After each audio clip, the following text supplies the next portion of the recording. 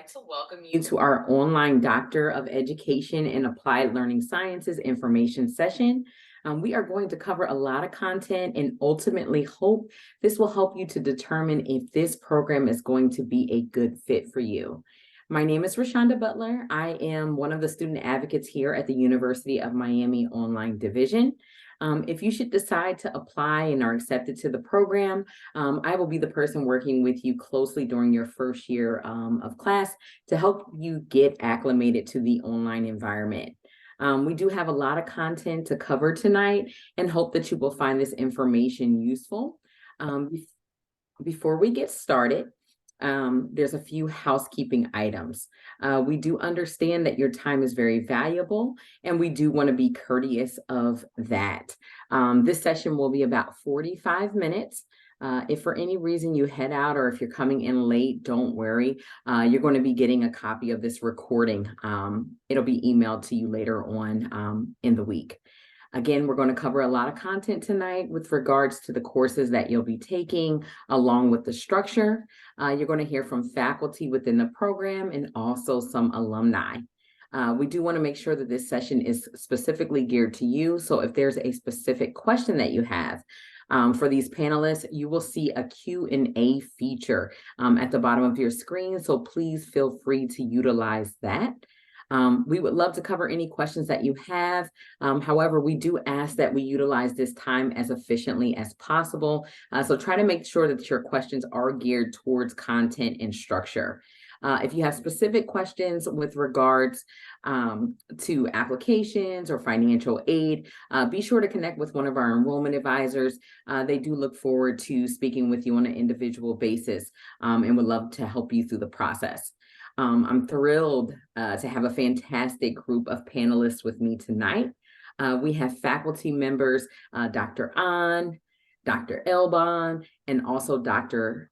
Baker. And also we do have alumni joining us tonight. And we have Michelle Jordan and then Kimberly Dinsdale. Please, Dr. An, would you mind introducing yourself? We'll start with you. Oh, thank you. Well, I want to say that our two alums are also doctors. So they got their degree from us, which they are having great, proud doctors from our program. So welcome both of you guys. I'm Suyan, and you can call me Dr. Am, but you can call me Suyan. And I am professor, and I'm teaching statistics in Apples. I often do capstone projects with you guys if needed. And I'm also serving the school as vice dean. So nice to meet you guys all, and wish you had dinner or lunch, and hope this night is better for everybody. So thank you for joining. Perfect. Dr. Elban? Well, good evening, everyone. I'm a professor in the Department of Teaching and Learning. That's my primary appointment. And I have done all of my research career here at the University of Miami.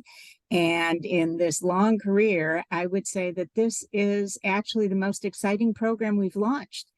And I'm really delighted to be a part of it. My main contribution to the program is mentoring students through their capstone projects. And what I really appreciate is the great variety of the types of projects that they do. And I feel I can contribute my expertise in designing the evaluation and assessment and data analysis component. And I really look forward to serving in that capacity for many of you. Thank you. Dr. Baker? I'm Bruce Baker. I'm the current chair of the Department of Teaching and Learning. My area of work more broadly is education policy and the financing of education systems, but I'm just kind of a big data geek. So I'm very interested in also working with many of you in the future on your capstone projects, the research design behind them and the data analysis, and throwing some other data at them for context. This is my second year at the University of Miami. I was at Rutgers University for 11 years before that, and the University of Kansas for 11 years before that. So I guess I've got 9 more to go here after this one.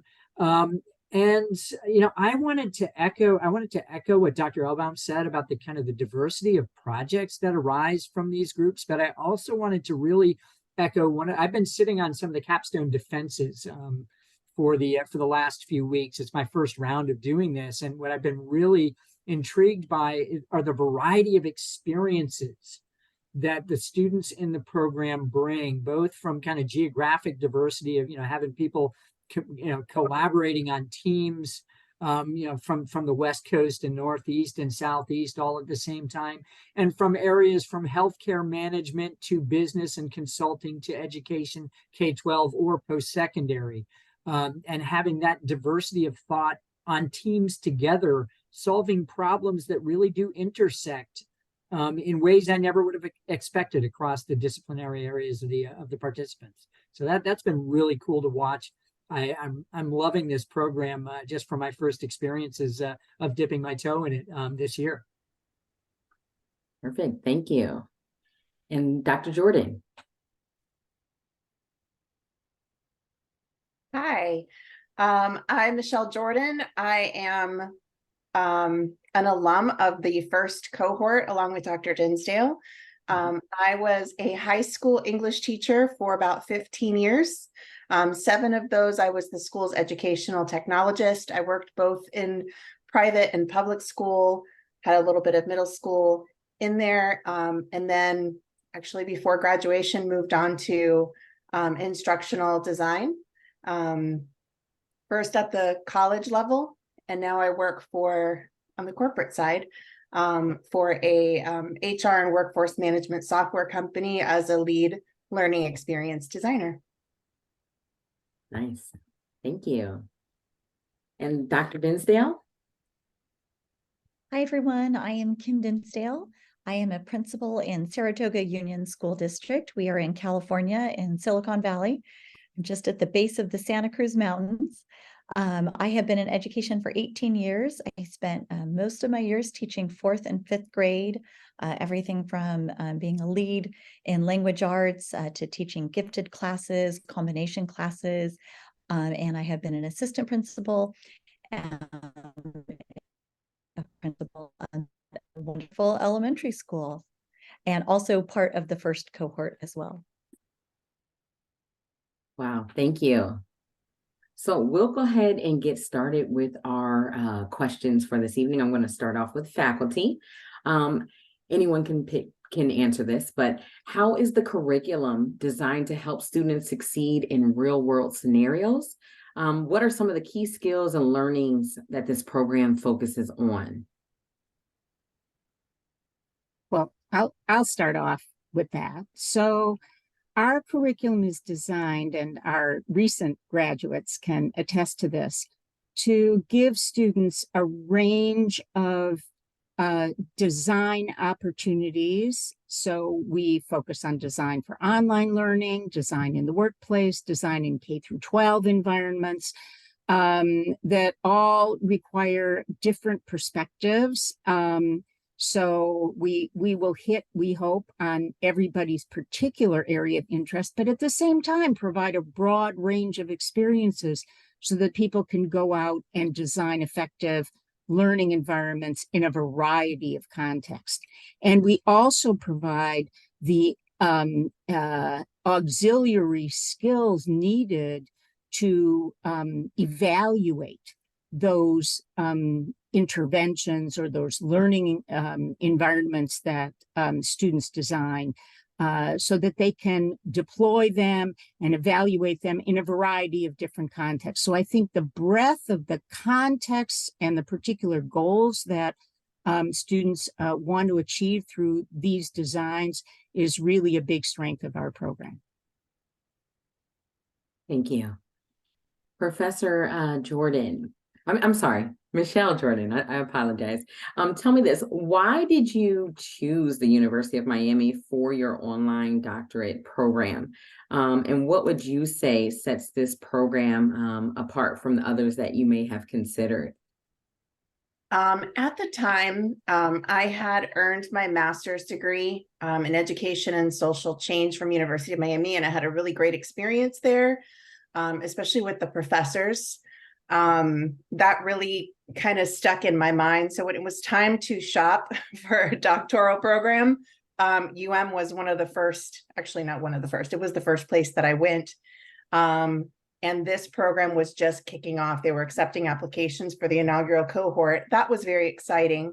But I really loved the flexibility of a completely online program. In all honesty, it was a little scary to think that I'd be doing my doctorate completely online. Even though I was an educational technologist and was pretty tech savvy, I was the teacher in the faculty room that everybody always came to when they had computer questions, problems, or wanted to insert new tech in their classrooms. It was an intimidating thought to me. But really just the richness of my experience in my master's program and the flexibility that it offered, the combination of those two is sort of what set that program above some of the others that I had been looking into in the learning sciences. And I think what really set the program apart, I still talk about this.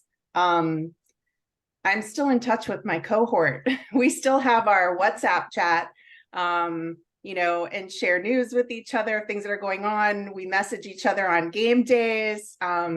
Recently, a bunch of us got together, not myself included, but there was 3 or 4 of us at the game together. And I think that really sets the program apart. There was this sense of community that was developed in the program. The big part of that was the faculty. Big part of that was our cohort making an effort from orientation day on to be there for each other and support us. That's not something that I typically hear from others in their online program. So that's really what set UOnline apart for me. Yeah. This next question is going to go back to faculty. How does earning a doctorate of education set our students apart in the current job market? And what does this degree mean to future employers? I might actually argue that our panelists who've recently received these degrees would be able to better answer it even than us, because they seem to have leveraged this degree in interesting ways. But I would argue that it really, I mean, this is a unique degree where having the terminal degree in something like, focused on instructional design with a tech angle to it really positions you well to be, to be an instructional designer across fields and even kind of jumping between. I heard, I think from our graduates that they've done some kind of field jumping as instructional designers. And I think that's what this gives you the latitude to do, because it doesn't box you into being, in instructional design specifically within a K-12 environment or a higher ed environment. It gives you those opportunities to leverage what you've learned in a very kind of fast-paced and applied program, collaborating across fields to learn from people in those other fields, and then kind of, also find out what the opportunities are in those fields, and then be able to leverage what you've learned in our program to either advance yourself in your current field or even jump where instructional design is such an important part, in so many different areas, some of which we're probably not even that aware of. Thank you. Kimberly, can you tell us a bit about what your career path has been since graduation and how this doctorate degree gave you a leg up on your job prospects or job search? Yeah, certainly. So as I was saying, I was in the classroom for 15 wonderful years and actually really debated ever leaving the classroom because I just love it so much.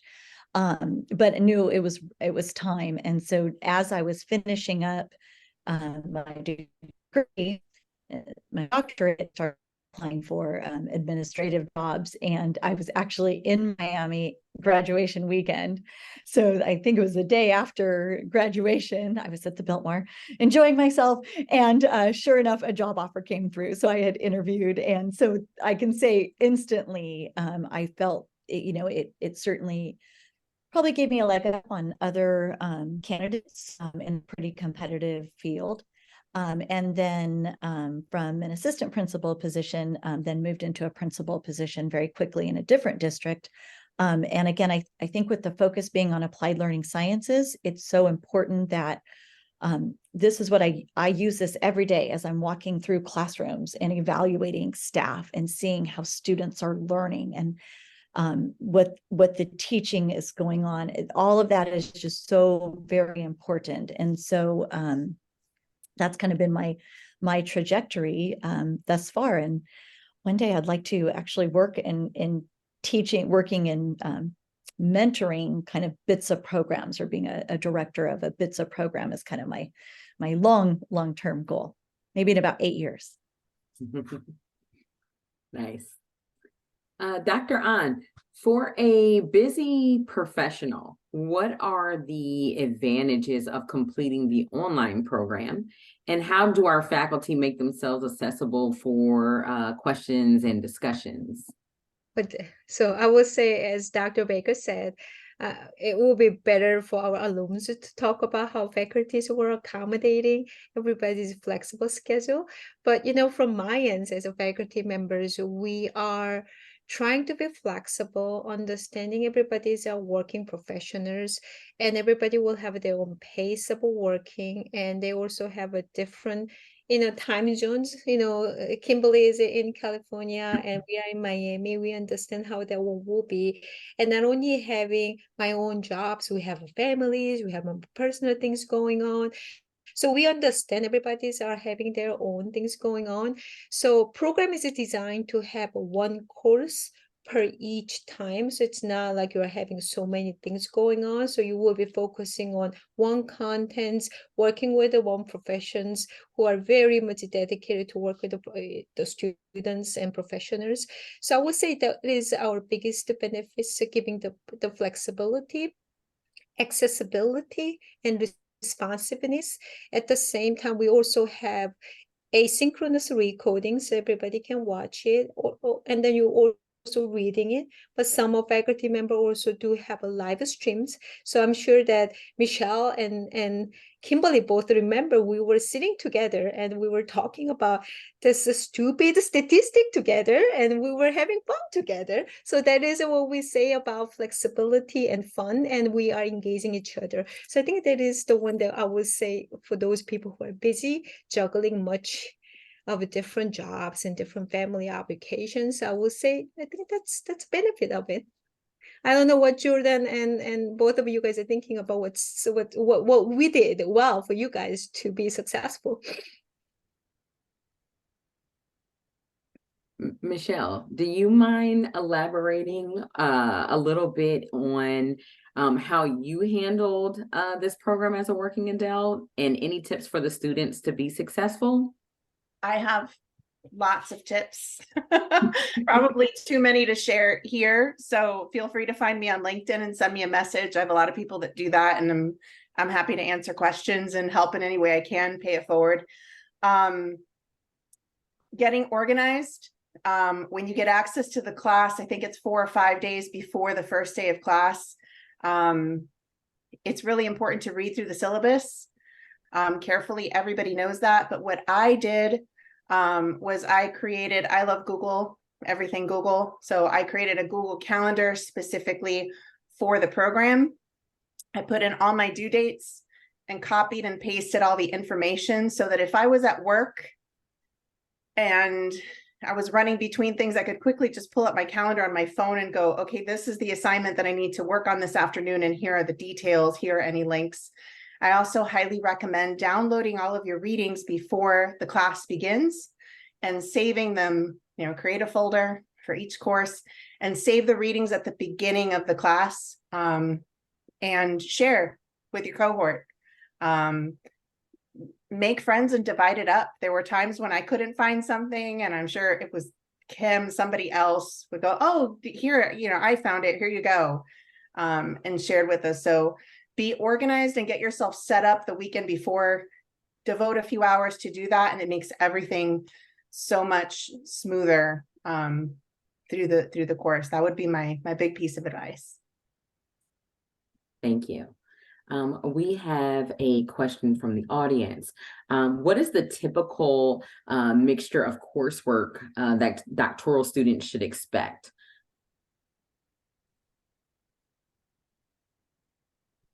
Anybody can answer that. Okay. Go ahead, but I would say it depends on the courses. It's a mixture of discussion board, reading, watching videos. Sometimes some, for my stats class, we're asking for people doing homeworks and quizzes and labs and exams. So depending on the courses, you will have a different combination of different methods. But I will say it's engagement and knowledge acquisition through different methods. That's what I can say. So that's not like a one way that we are mixing together. What do you think of Kimberly and Michelle? Yeah, I would agree with that. It is a combination of either papers, quizzes, depending on the course itself, a lot of design. So do be prepared to be able to design courses. Well, I'll say one of the discussion board piece, there is a lot of back and forth on weekly discussion boards. And what I found so valuable about that is that when you are in an brick and mortar classroom, sometimes it's just certain students that are speaking up. But on the discussion boards, everybody has the opportunity to speak, and you are commenting frequently. So you may put out your discussion post and somebody will comment on it, and it's a back and forth discussion that's very rich. It's very valuable. And it was really wonderful in getting to know your cohort and learning from everybody through these discussion boards. So that's a huge part in addition to your readings and your papers. And yeah, definitely staying very, very organized and allotting a lot of time after work and on weekends helps you get it done. I'd love to, if we can, for a moment to add on to what Kim said about the discussion boards. I think a lot of times as a student, you see, oh, I have to create a post that contains this information on a discussion board by this date, and I have to reply to 2 people. And you might think of that as sort of like a checkbox, like, okay, I did this and I replied twice and it's done. But really, you're going to get out of the program what you put in it. And like Kim said, our cohort didn't really pay attention to that minimum. We had ongoing discussion, and that was some of the best some of the best parts of the program was that discussion, because we learned so much from each other, our diverse experiences. We weren't all classroom teachers. We had professionals from all of these backgrounds. And in terms of the curriculum, yeah, there's a nice mix of modalities, but there's going to be a lot of foundational reading. You're reading the actual research, the studies that were written, the journal articles about these theories, before you move on to videos and build your knowledge from there. So it was, the reading was very valuable. It was very dense. There was a lot of it, but it was great. And then that was enhanced by all of these other things. I really enjoyed my experience. Could I just add a comment about the capstone sequence, because there's a shift there. So once you've completed 10 of your foundational courses, I believe, or 9 or 10, you begin the capstone sequence, and that's when we switch to really an individual and group mentoring model.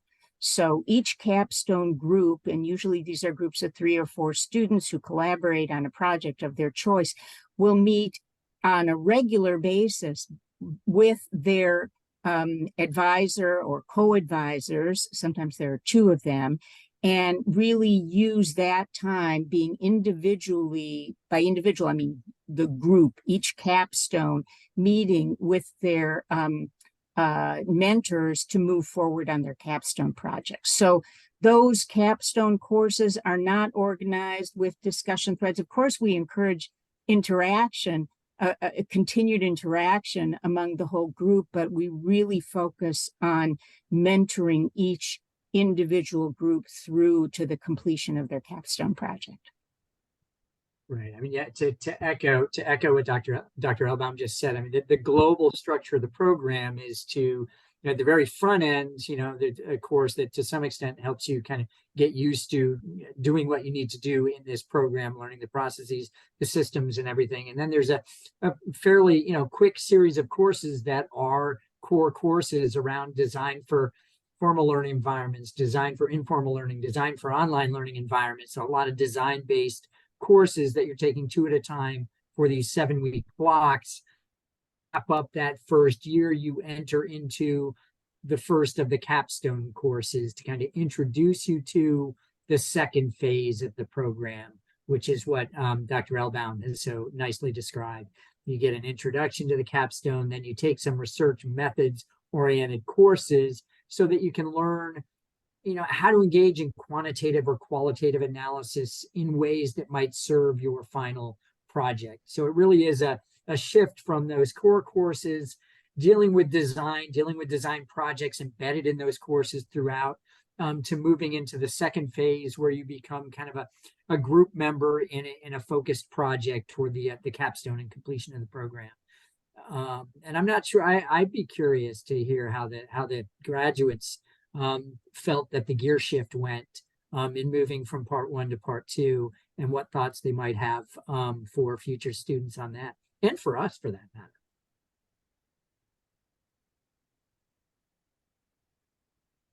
Michelle, you want to take that one? I was waiting for Kim to see if Kim wanted to take it. I'm not sure if things have changed in the program to where students are able to do an individual capstone still. Is it individual or group, or is it encouraged to just do a group? We do have both. We do encourage, for many reasons, that students work together, in part for some of the reasons you mentioned about that collaborative energy that you have. But we do still allow some individual projects. Okay, I asked because I wanted to say, in terms of that transition, when I started the program, I had a very clear vision of what my capstone was going to be, and I was going to do it by myself. Just because I tend to be the person in a group project that ends up doing everything or doing most of things or taking a leadership position. And this was just so important. I went in with that mentality, and boy, that's the wrong mentality to walk into with a program. I think it was by the 3rd semester, I had worked collaboratively with Kim and 2 other people in the program. And I thought to myself, there's no way I want to do this capstone alone. I want other people involved.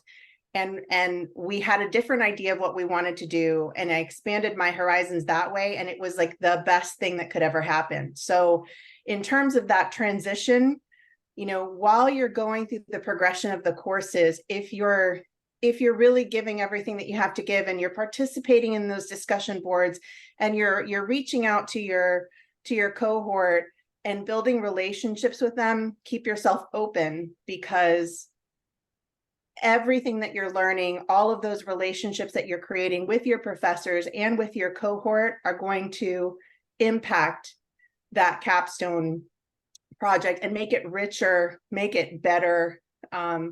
So it's sort of a seamless transition in that part, because everything is sort of working towards it, if that makes sense. So keep an open mind, even if you might happen to have a specific idea on what you want to research. Be open to other ideas, be open to involving other people in your research. Thank you. Kimberly, which course would you say was the most challenging, and why? And then how did you get the support you needed to succeed in that particular course? Well, ironically, Dr. Ahn would probably tell you which course was the most challenging. I second that.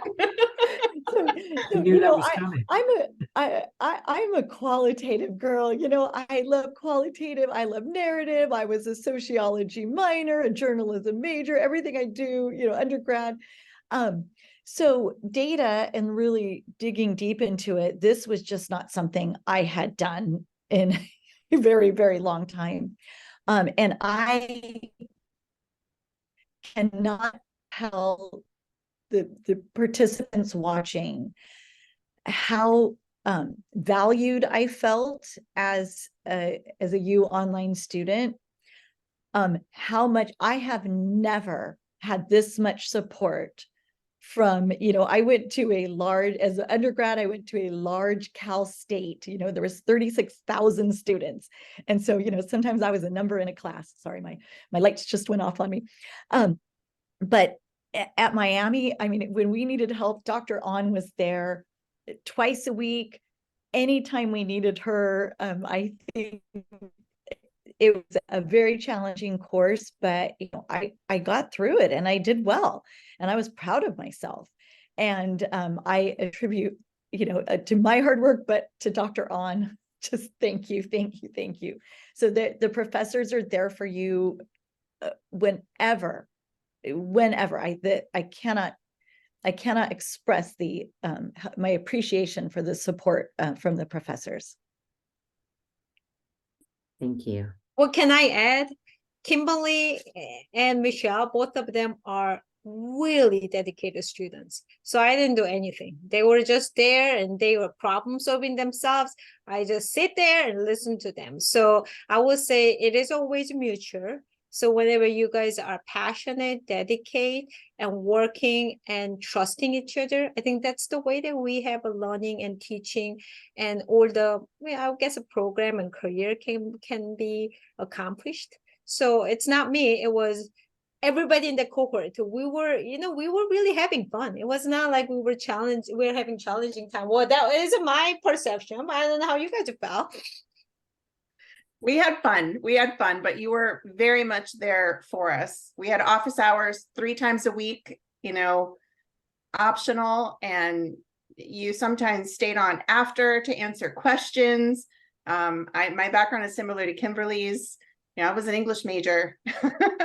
And data is so important, and understanding how to set it up and how to interpret it and understand those basics is so very important. But it's just, I was not used to thinking in that way. And your course was the scariest.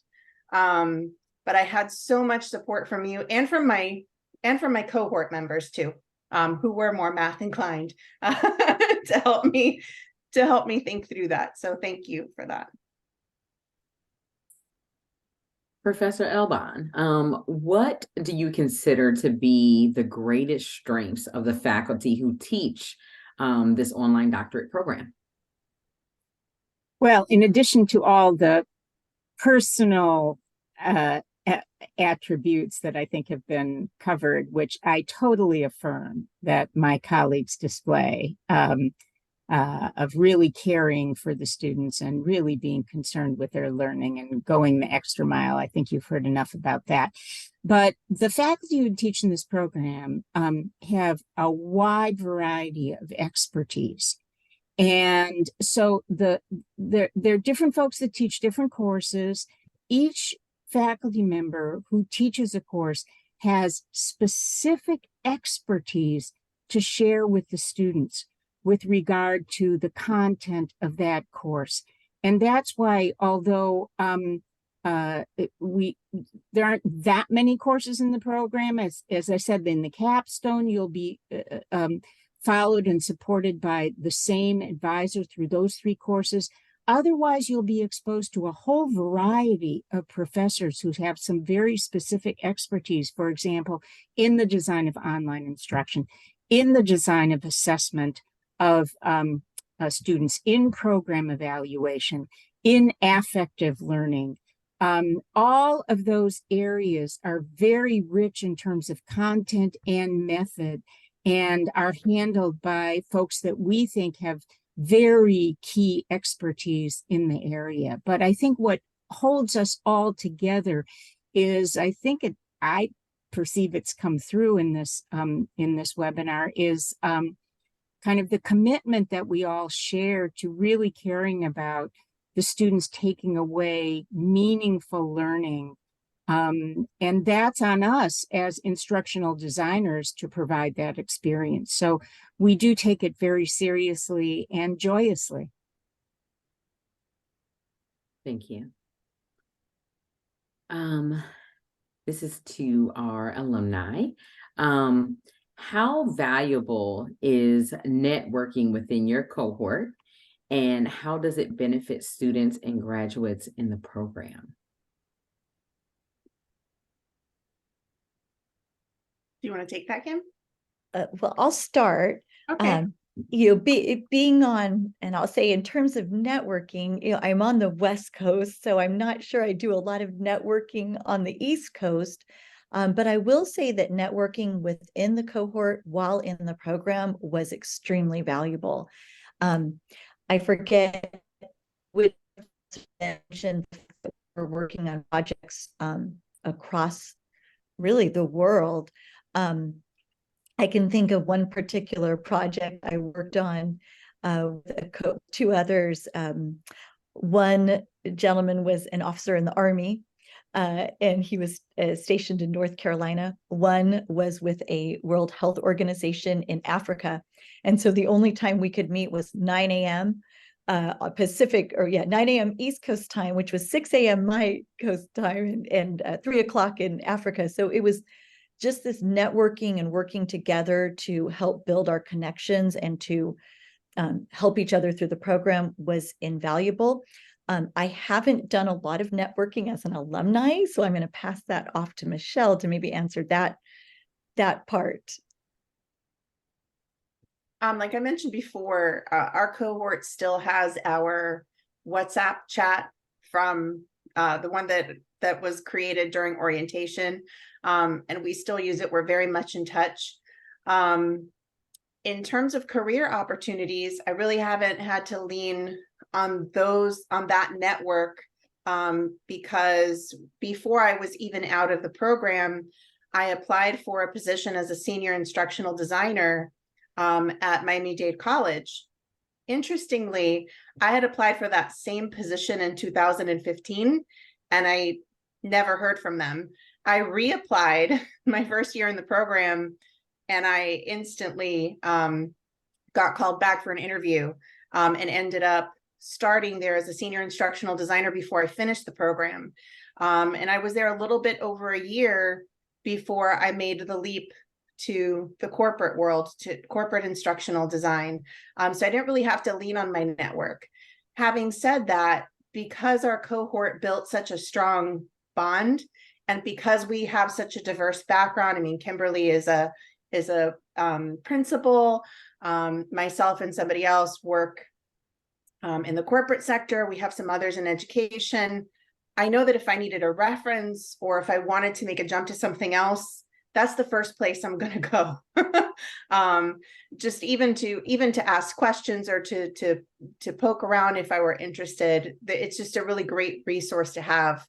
I have reached out to individual members of the cohort to learn a little bit more about subject areas that I know that they're more experienced in on a personal level, just for my own education. So again, whether or not that network leads to a career opportunity or not, it's just an important group to connect with right from the beginning, and stay positive. Don't use that group as a way to gripe and complain when things get hard, because things will get hard. Use that group as a source of positivity and encourage one another. I know that group of people are my friends for the rest of my life, that I can count on them when I need them.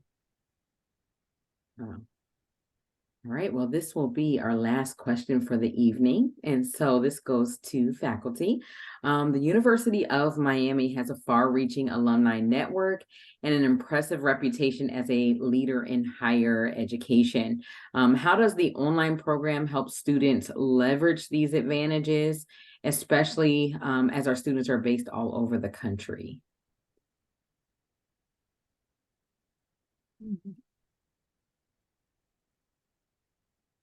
Well, I would just say, but I will let my colleagues elaborate, that the University of Miami is it's the coin of the realm in so many different areas.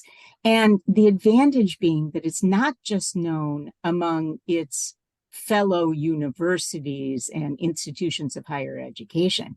It is known in the corporate world as well, and in other sectors, so that we have students who are come from the military, they're in all kinds of businesses, they're international, and wherever they go, the University of Miami has terrific name recognition.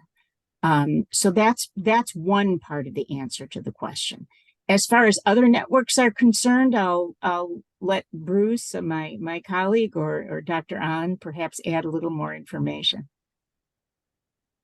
I would just echo the global name recognition, the fact that the institution has a reputation that's kind of, is perhaps bigger than the institution itself. And since I've been here, which is not a very long time, and I travel around the country doing the work that I do, I am now surprised at how often I find myself interacting with people with University of Miami connections.